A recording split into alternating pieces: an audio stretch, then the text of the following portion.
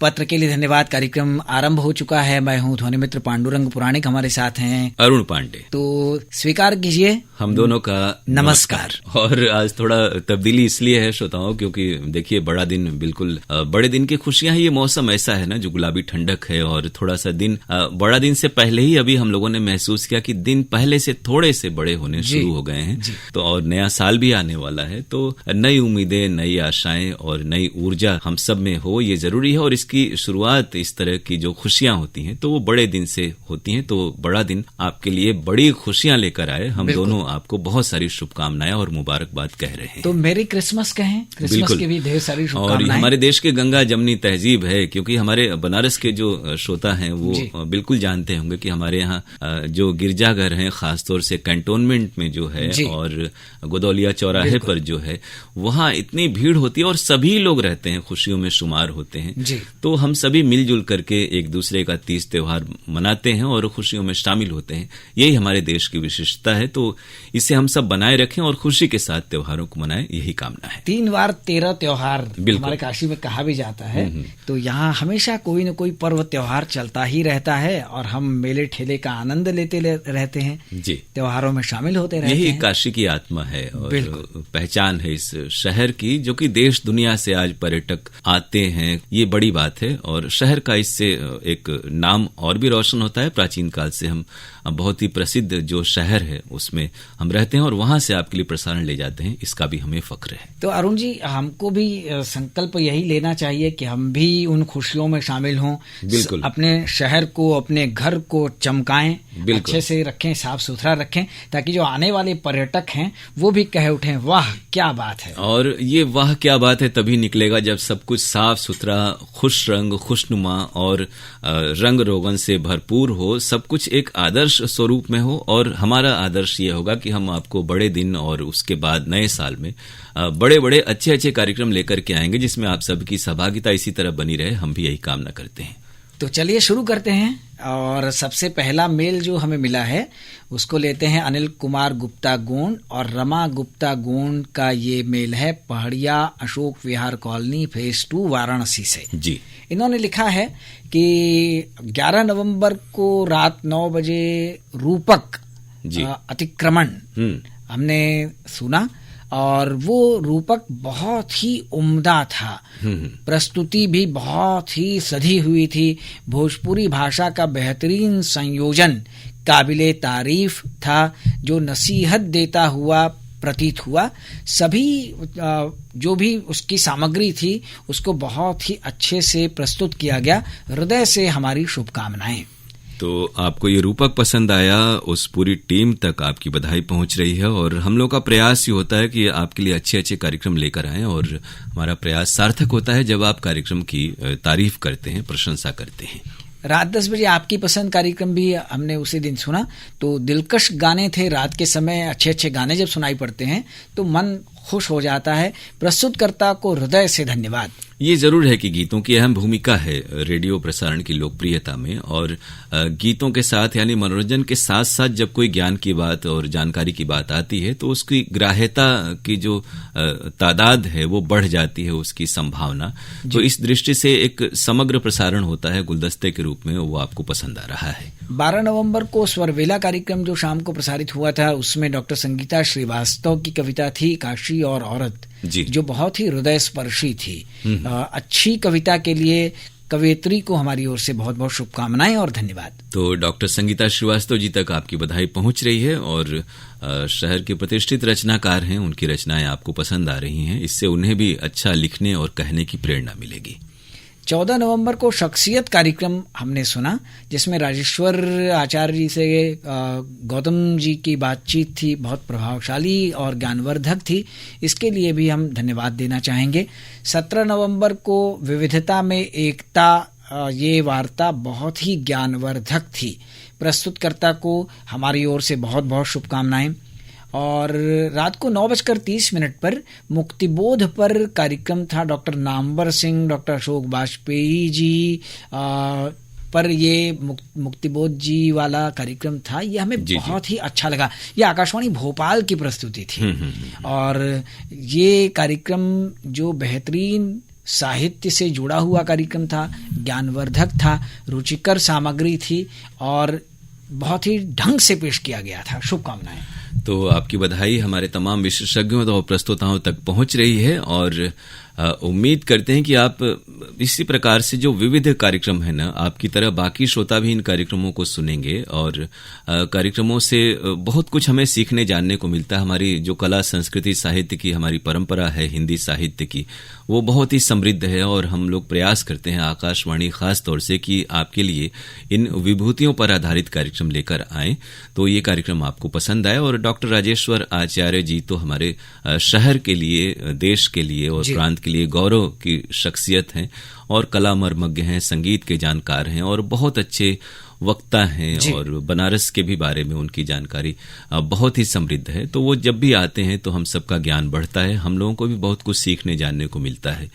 तो हम लोग उनका अभिनंदन करते हैं और उनका स्वागत करते हैं कार्यक्रमों में तहे दिल से। आपकी बधाई उन तक भी पहुंच रही है। 17 नवंबर को गीतांजलि कार्यक्रम कीर्ति ने पेश किया था, मंत्र मुग्ध करने वाली प्रस्तुति थी। शुभकामनाएं जी। और 18 नवंबर को पत्रकारिता और सोशल मीडिया की भूमिका लोकतंत्र में क्या घातक रूप ले रही है, इस विषय पर डॉक्टर अरविंद पाठक से हरेंद्र आजाद की बातचीत थी। तो सोशल मीडिया के क्या नुकसान और क्या फायदे हैं, ये हम लोगों को जानकारी हुई।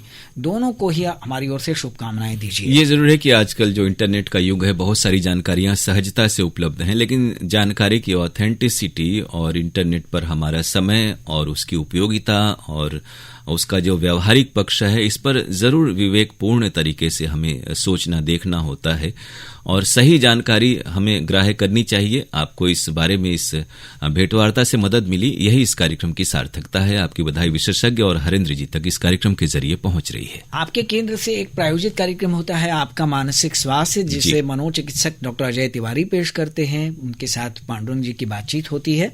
तो वो कार्यक्रम भी बहुत ही प्रभावशाली था इस बार वाला और बहुत ही ऐसे विषय को उन्होंने स्पर्श किया था जो निश्चित रूप से सबको सुनना चाहिए और उससे लाभ लेना चाहिए। जीवन में बहुत तरह के तनाव परेशानियां आजकल हैं, क्योंकि इतनी भौतिकता वाली दुनिया हो गई है, इतनी विषय परक हो गई है कि उसमें हर जगह कुछ न कुछ दिक्कतें आती हैं, तो वो मानसिक तनाव का रूप ले लेती हैं। इससे हमारे दिन ब दिन की जो दिनचर्या है, जो हमारी खुशहाली है, उस पर असर पड़ता है। ऐसे कार्यक्रमों का उद्देश्य यही होता है कि आपका जीवन सुगम हो और विचारों का परिमार्जन हो, मानस आपका स्वस्थ रहे और ये कार्यक्रम आपके लिए उपयोगी हो रहा है। डॉक्टर साहब तक और पांडुरंग जी तक आपकी बधाई पहुंची इस कार्यक्रम के जरिए और इन्होंने डॉक्टर साहब को भी बधाई दी है और आगे ये लिखते हैं कि 19 नवंबर को विदेश नीति पर मनीषा मिश्रा जी से चंदन सिंह की जो बातचीत थी वो भी ज्ञानवर्धक रही।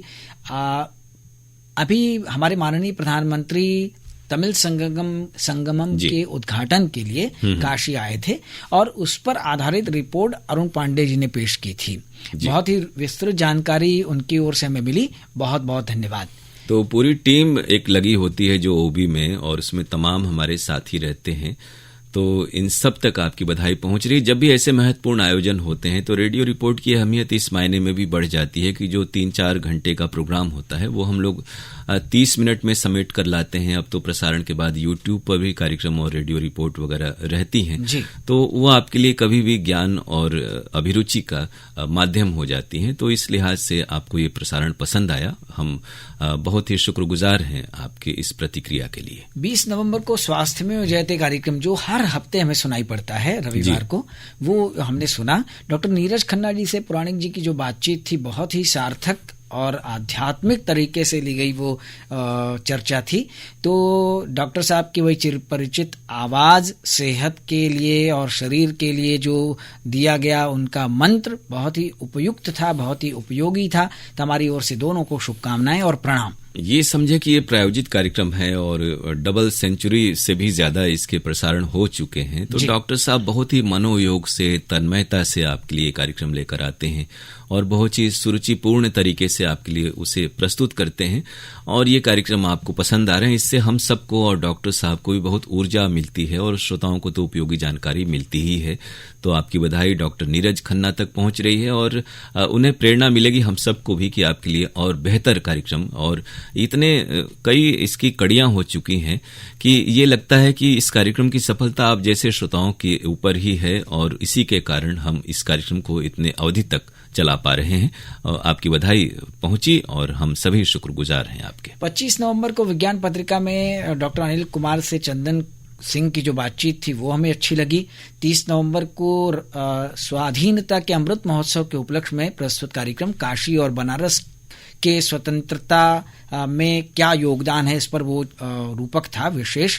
तो उसमें पांडुरंग पुराणिक जी की और सना जी की उसमें प्रतिभागिता थी। अच्छी और बेहद रोचक ज्ञानवर्धक जानकारी के लिए हम हमारी ओर से शुभकामनाएं आकाशवाणी परिवार को। और इन्होंने अंत में लिखा है कि 2 नवंबर को पद्मश्री शिवानंद स्वामी जी से राजेश कुमार गौतम की जो बातचीत थी वो भी अच्छी लगी। आधा घंटा हमको रोज योग करना चाहिए, पानी ज्यादा पीना चाहिए और सार्थक चिंतन करना चाहिए। हमारी ओर से बहुत बहुत शुभकामनाएं। तो जो योगाचार्य हैं स्वामी जी, वो हमारी थाती हैं, देश की विश्व की कहें, और उनके अनुभव को हम लोगों ने समेटने की कोशिश की और वो कार्यक्रम आपको पसंद आया। योग तो आज अंतर्राष्ट्रीय स्तर पर बहुत ही प्रसिद्ध हो चुका है, इसके लाभ से हर कोई वाकिफ हो चुका है।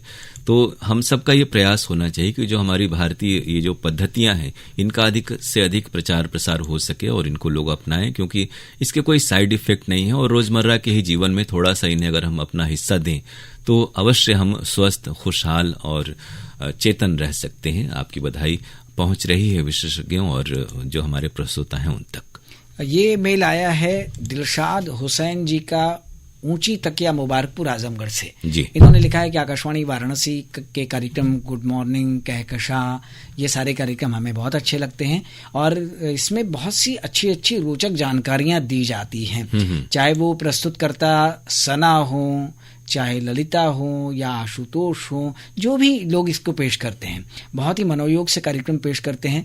और इसके बाद इन्होंने लिखा है कि 28 नवंबर को पांडुरंग जी ने जो ईमेल वाला कार्यक्रम पेश किया था वो भी हमें अच्छा लगा और स्वस्ति जी ने जो फरमाइशी गीत एक्सप्रेस पेश किया था वो भी हमें अच्छा लगा। अरुण जी की प्रस्तुति भी हमें अच्छी लगती है। तो आप सबको हमारी ओर से बहुत बहुत धन्यवाद।